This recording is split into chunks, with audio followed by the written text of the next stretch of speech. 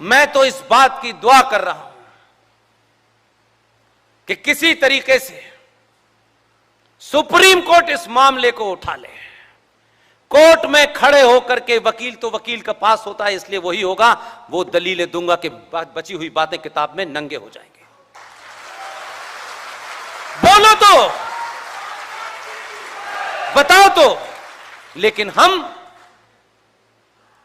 तत्काल नहीं नहीं नहीं नहीं, हमें हर मस्जिद में महादेव क्यों ढूंढने हैं?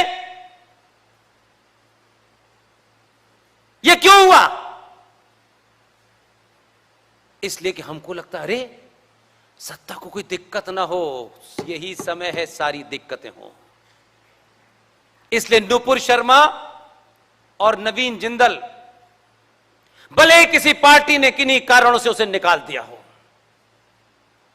दुनिया के किसी प्लेटफॉर्म पर कोई हाफिज हो, मुफ्ती हो, कारी हो, उसमें दम हो तो वो ये साबित करे कि नुपुर शर्मा ने जो कहा है वो गलत है।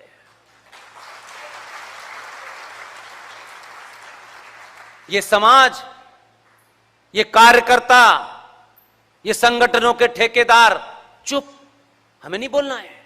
बाकी लोग बोले, पुष्पेन, आरएसएन, जीडी, सुशील पंडित बोले, ताकि मरे तो ये मरे, हम तो न मरे, इसलिए इन्हें बोलने दो, हम नहीं बोलेंगे। ऐसे स्वार्थी बहुत लोग हैं समाज में।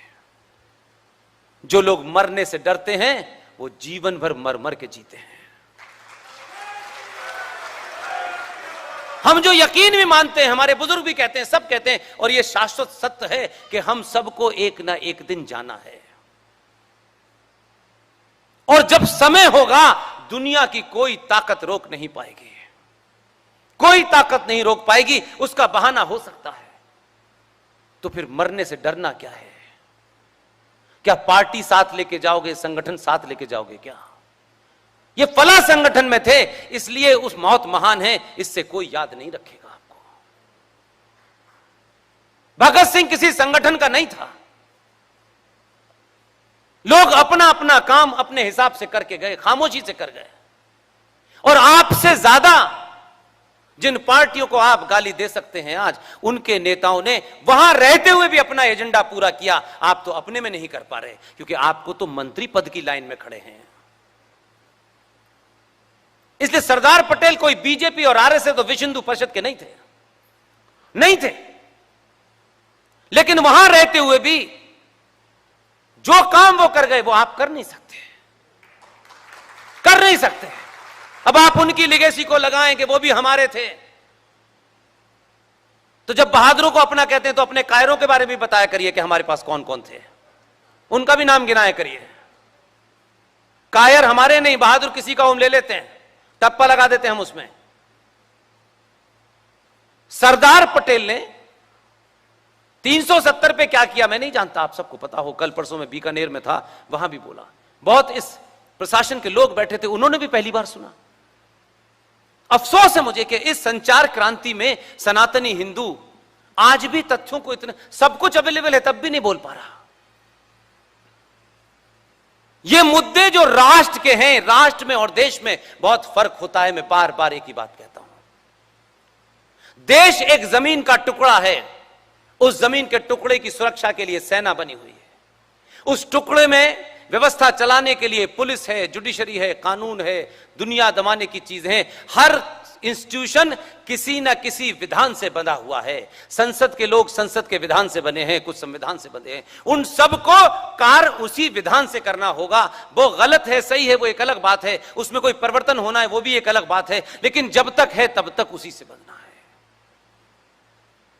देश बहुत छोटा सा होता है, सरकार उससे छोटी होती है, और व्यवस्थाएं ना के बराबर की होती हैं, उनकी कोई औकात नहीं होती है।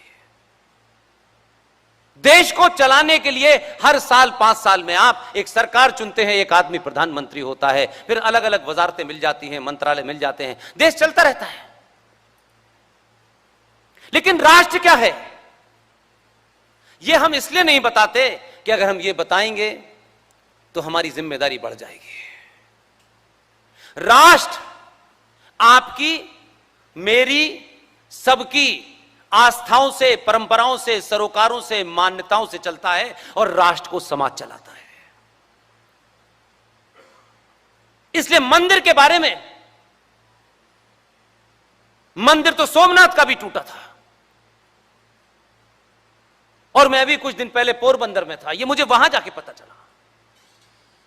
पोरबंदर में कोई 10,000 जो लोग मल्ला होते हैं, मछुआरे होते हैं, उस समाज ने वो प्रोग्राम किया। मैं घंटों ये सोचता रहा, मछुआरे समाज ने पोरबंदर में रात के 1-1:30 बजे तक 10-15 हजार लोग, सब उनके समाज के लोग ज्यादा थे, उन्हीं ने प्रोग्राम ऑर्गेनाइज किया। मैंने कहा मैंने पहली बार सुना। तब मुझे उसमें से कुछ बातें ऐसी कही जो मैं आपके सामने शेयर इसलिए करता हूं क्योंकि यह मेवाड़ का इलाका है। कई ऐसे लोग मिले, कई ऐसे युवा मिले जिन्होंने कहा सर हम पोरबंदर के नहीं हैं, हमारे पूर्वज मेवाड़ से आए थे।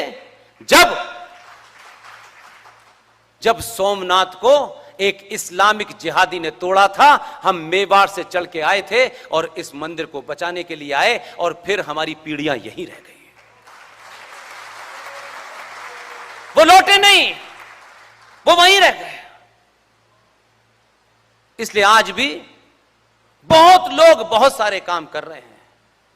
अगर किसी को सच बोलने का हिम्मत हो रही है तो उसे झूठ के, फरेब के, मक्कारी के नारों में मत फंसाइए। 700 साल के बाद आपको पहली बार बोलने का मौका मिला है। नहीं तो आपको कोई गाली दे जाए तो आप गाली का जवाब नहीं देते थे, लात मार देता था तो आप अपने घर चले आते थे। आप प्रतिकार ही नहीं करते थे क्योंकि आपकी उस प्रतिकार की क्षमता को इस देश के दलालों ने समाप्त कर दिया।